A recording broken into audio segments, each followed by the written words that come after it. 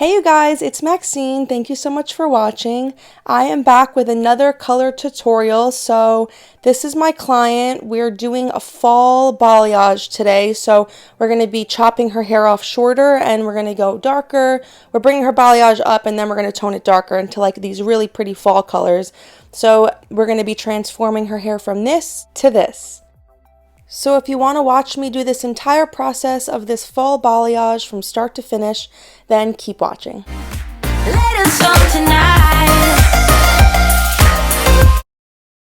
So I always start out, I part their hair where they naturally part. If they go both ways with their hair, then you can do this in the middle, part down the middle, but she's parting on the side, so this is where we're taking it. And right now she wants about a nice chunk off. I think it was like 4 inches if I'm remembering correctly. So I'm just making my guide and I'm just double checking with her if this is the correct length, and I'm making my guide so that I can just do a rough dry cut. But she has straight hair, so it's not really too rough of a cut. Like it's going to be pretty much a finished cut, like I'm doing a dry cut. But I always like, if I'm doing a big chop, I might as well, I always suggest to just chop off all of this length before you even color it, because why are you going to color all of that hair and waste all that color and waste all that time and effort if you're just going to be chopping like half of her length off? So if you're doing something this big, then chop it off before you start. But sometimes if they have a lot of hair and you want like a more detailed haircut, then it is technically a rough cut. But since her hair is pretty straight, and it's not like she doesn't have like tons and tons of hair, we're not really doing layers. This is pretty much like just the finalized dry cut, but I think I check it later, once we're all said and done. But yeah, taking off like 4 inches, and it's already looking so much healthier. And it gives you also, when you do a cut like this, it gives you a better idea of how far to bring the balayage up.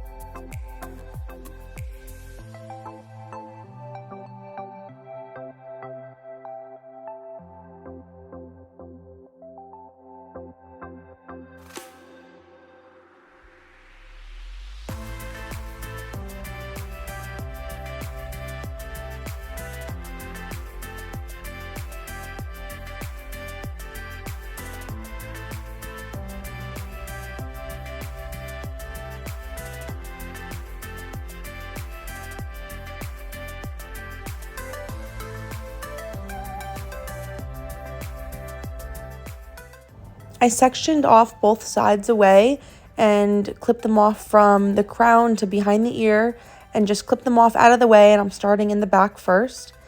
And the lightener I mixed up is Matrix Light Master with 20 volume. I used just 20 volume on her hair because it's already in the blonde stage naturally and the ends are pretty light. So 20 volume was perfect, and it lifted to a pale yellow, like no problem.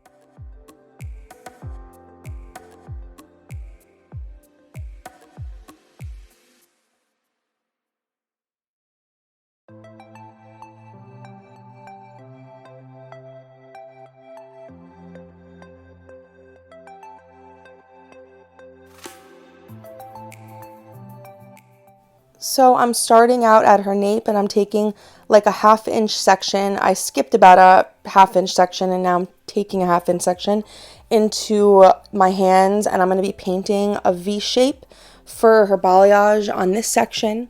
And I'm bringing it kind of far up because we definitely want a lot of these fall tones, and she goes kind of a while before she gets another balayage done. So I think like 6 months or so. So I bring it up kind of far. And yeah, so I'm doing a V shape on this first section, and I'm just painting it all over the ends, just saturating the ends completely first, and then I just feather it up into the V shape. And I always like to flip the piece upside down, like underneath. I like to feather the underneath as well, because that's how you can really make sure there's not going to be any harsh lines. So I just flip it up, feather the underneath. Even if it looks blended, just do this, because it really takes 2 seconds, but it's the difference between having any harsh lines or not. So yeah, this is definitely like a lifesaver. And I always pop it into a foil, wipe off my hands quick, and sandwich another foil over, and then I'll move on to the next section.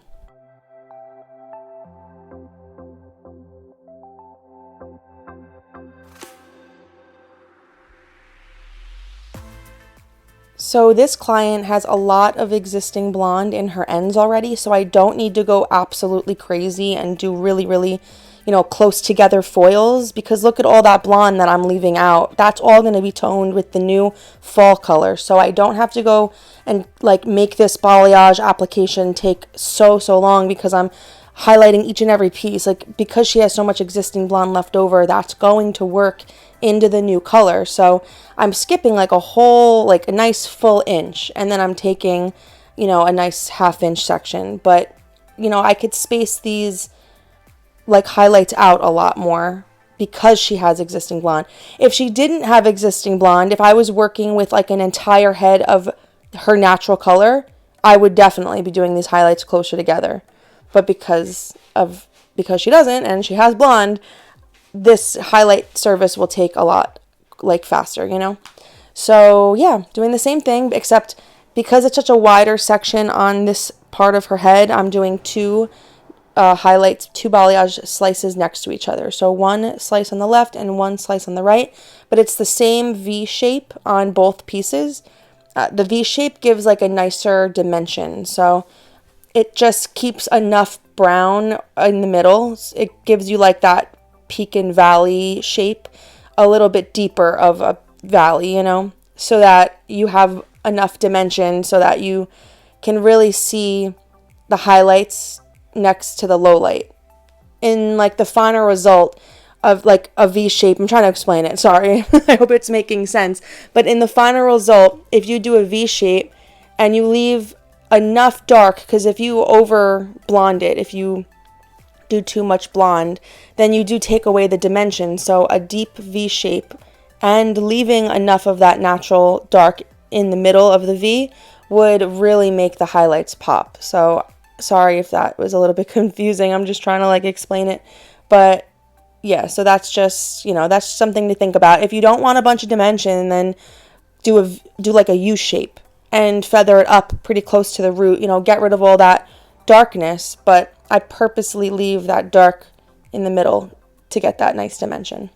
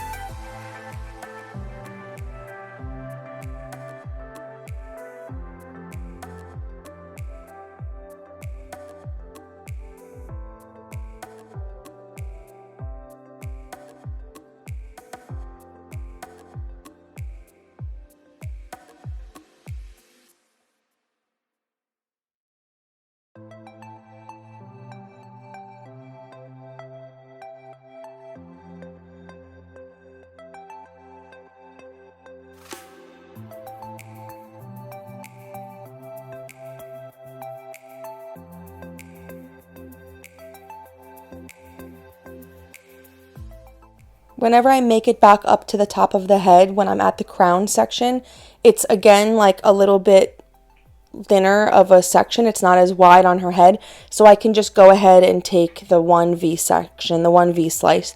I don't have to do a slice on the left and right. I could just go back to doing the same section that I did on that very first piece by her nape. And same thing, a V slice, a V, feathering it up, top and bottom, and popping it into a foil.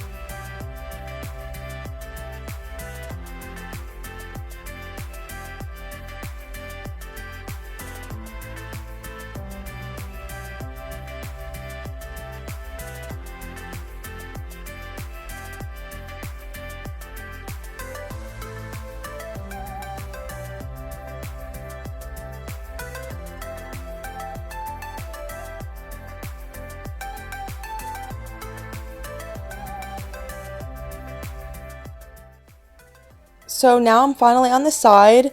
I did the other side already. I don't show that because it's a little bit harder of a view to see it in the camera, but this is the last side. So I'm on the final part, and I'm just taking a section around her temple area and her sideburn area. I'm kind of just scooping up both of those hairline pieces into this one slice. And I'm doing the same V section, except when I'm painting the underneath, I also paint the very front by her face as well. So you don't just want to paint the top and bottom in the front area near her face. This is the face frame, this is the money piece, so you definitely want to paint like the front as well.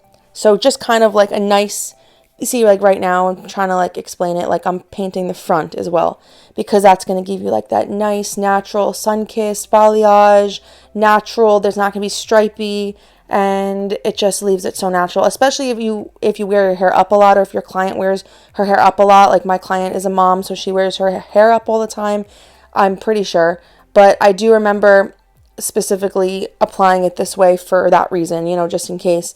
But yeah, so that helps it be really nice and natural. And I'm just doing this exact same pattern all the way up the rest of the head.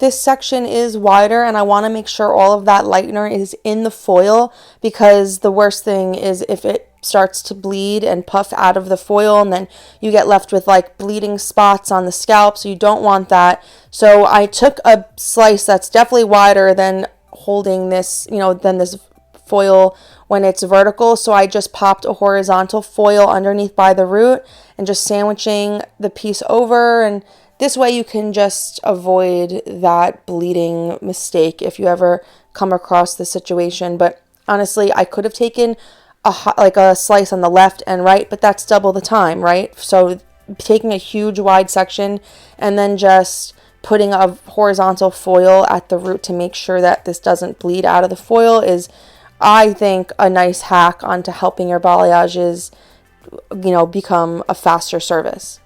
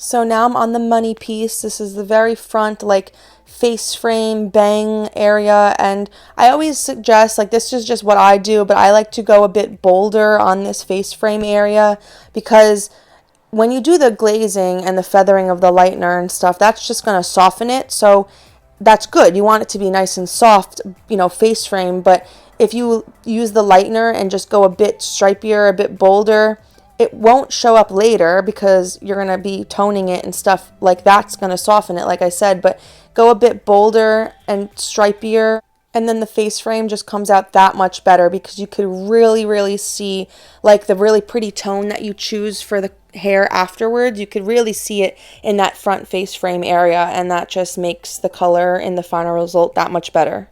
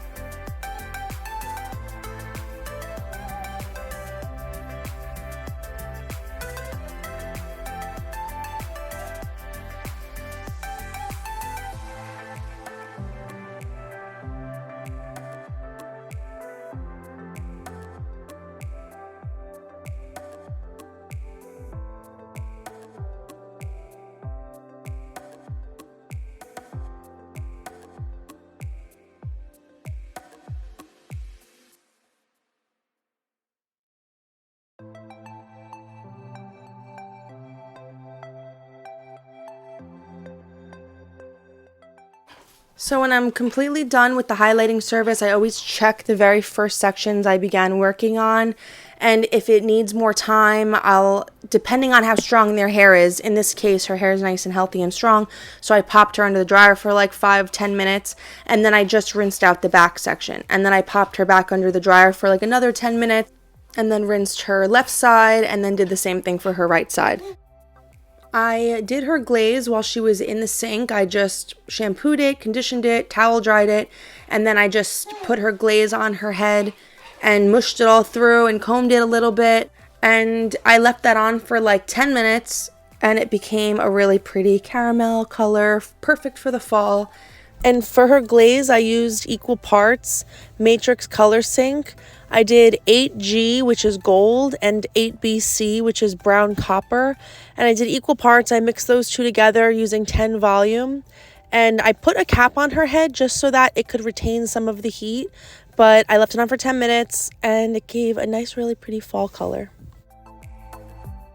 So this is the final result. This is what it looks like, and this is such a pretty caramel color, perfect for the fall. It looks so good on her. It really goes well with her skin tone, and she wanted something darker, so this is definitely really pretty for her. And I hope you guys enjoyed watching this video. Thank you guys so much if you're a returning subscriber for being very patient with me, as I'm a new mom and trying to make time for these videos when I have a chance. And if you guys made it to the end of this video, you're definitely a real one. So if you can comment down below, hairdo crew, that would be really appreciated, because then I can see, who actually watches to the very end and who is a part of my hairdo crew. I love when you guys comment that. So yeah, and then definitely subscribe if you are new here, and just know that I come out with color videos as often as I can. Tutorials, I have tons of balayage tutorials on my channel, and color fill videos if you want to check those out. I'll link one below, just like at random, but definitely check it out. Subscribe, like this video if you like this color, and okay, thank you so much for watching. I'll see you in my next video. Bye. So give me your all. I'll take it to Mars. Oh, I'll stick like glue inside your mind. Just watch me breaking